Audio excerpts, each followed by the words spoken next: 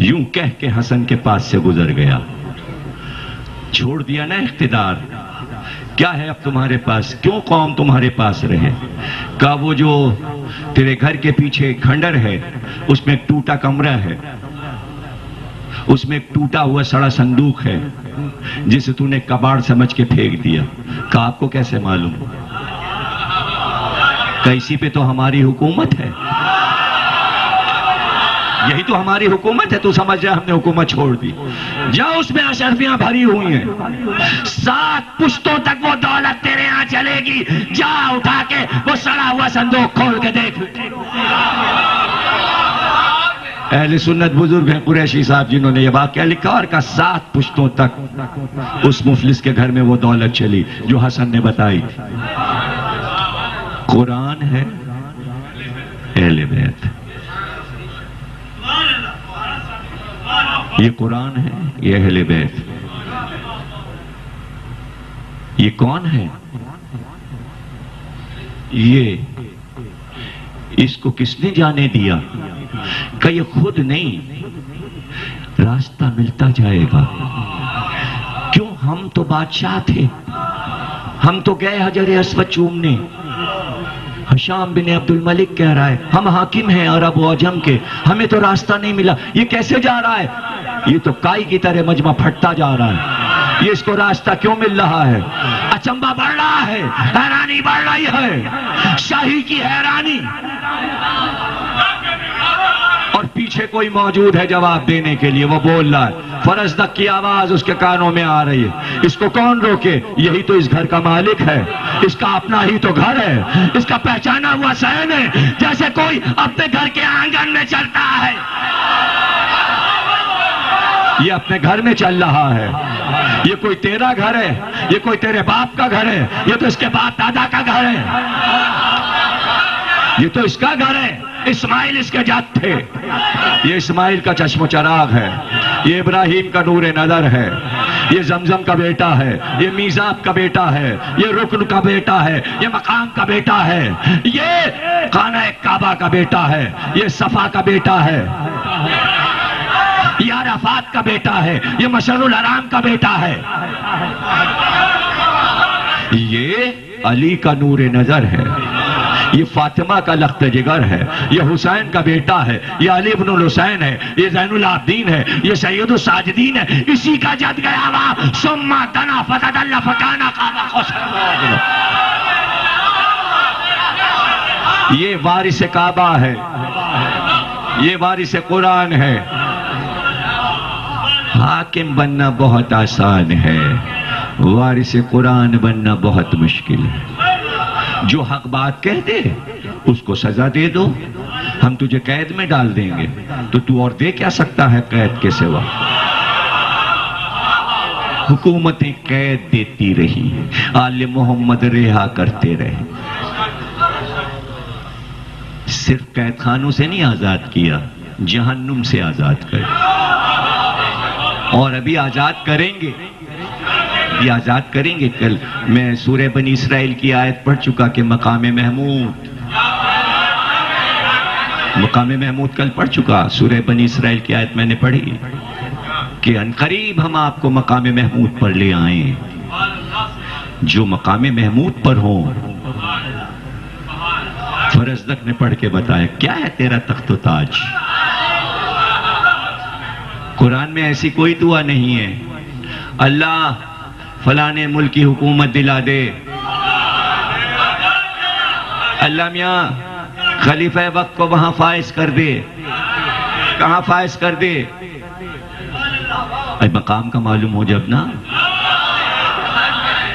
ये कहो कि अहले मोहम्मद के मकाम का पता है। कुरान ने बताया मकाम महमूद, मकाम महमूद। बस तुम्हारी दुआ ही तो रह गई थी, दुआएं मांगती जिंदगी गुजर रही। अपने लिए भी दुआ मांगो, पैगंबर के लिए भी मांगो, सबके लिए दुआएं करते रहो, जिनकी वजह से दुआएं कबूल होती हैं उनके लिए तुम क्या दुआ मांगते हो। ये तो कुदरत ने दुआ इसलिए मंगवाई है ताकि महशर में हुज्जत तमाम हो जाए, तुम बहाना ना कर सको। कि हमने तो दुनिया में कभी मकाम महमूद का नाम नहीं सुना था, ये कहां हमें सजदा करवाया जा रहा है। तो अल्लाह उस वक्त कहेगा कि सजदा बुलंदियों में होता है, पस्ती में नहीं होता, पस्तियों में नहीं होता। इमाम वक्त बताइए, ये नियत करते वक्त तकबीर क्यों रखी, कानों पे हाथ क्यों जाता है, और ये क़याम क्यों है, और रुकू ऐसे क्यों रखा गया कि गर्दन को आगे किया जाए, और ये सजदा क्यों रखा गया, इसकी क्या ताबील है, और ये सजदे से सर क्यों उठाया जाता है, और फिर दूसरा सजदा क्यों होता है, और फिर सलाम क्यों होता है। अरे तो पूरी नमाज तूने पूछ ली और पूछ रहा है ताबील, कब से पढ़ रहा है, कारसे से पढ़ रहे हैं, और ताबील नहीं मालूम, आज पूछ रहा है। क्या सुन सुन, हाथ कान तक आते हैं, ये इस बात की गवाही है कि परवरदिगार तौहीद को हमने हवास से नहीं पहचाना, तू वो है जिसे आंख से नहीं देखा जा सकता।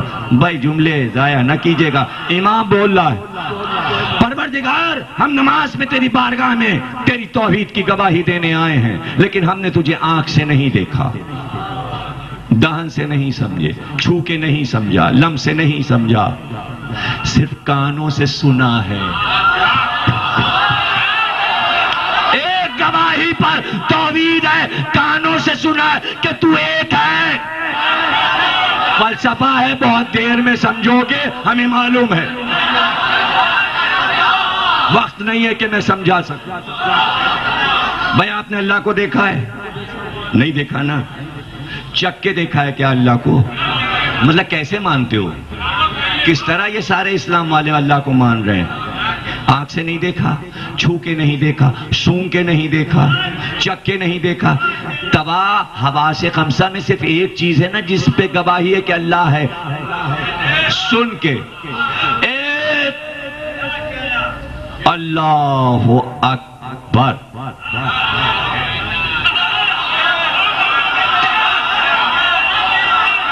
ये गवाही दो कानों ने गवाही दी नमाजी के लिए कि ये नमाजी है और अल्लाह को मानता है, इसलिए कि कान से सुना। खुतबे गदीर में रसूल अल्लाह ने कहा, अली मेरे दोनों कान हैं। पढ़ लो, पिछले साल खुतबा पढ़ चुका, आपके पास फोटो स्टेट है, तकसीम कर चुका। का कयाम का मतलब यह है कि हम हाजिर हो गए तेरे दरबार में, दुनिया को छोड़ दिया, अब हम आए। रुकू का मतलब यह है कि तुझे इस तरह माना कि मानने में ये गर्दन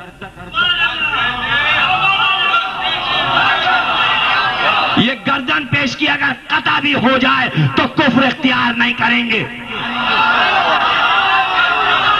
मासूम बोल रहा है, आज तक किसी ने नमाज इस तरह समझाई?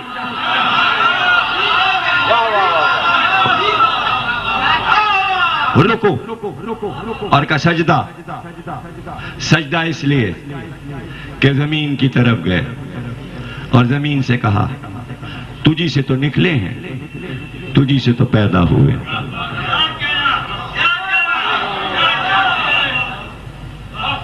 मेरी असल तू है। सर उठा के बताया, इस तरह निकले। दूसरा सजदा कि फिर तेरी ही तरफ पलट के जाना है।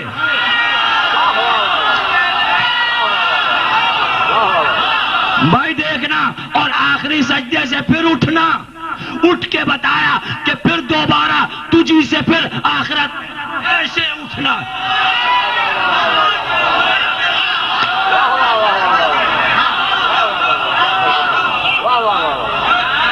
और फिर सलाम, नबी पे सलाम कि अगर तू ना होता तुझ पर सलाम कि दीन तूने समझा दिया तेरे, और अगर ये न समझे तो फिर यही रह गया जानू पीटना।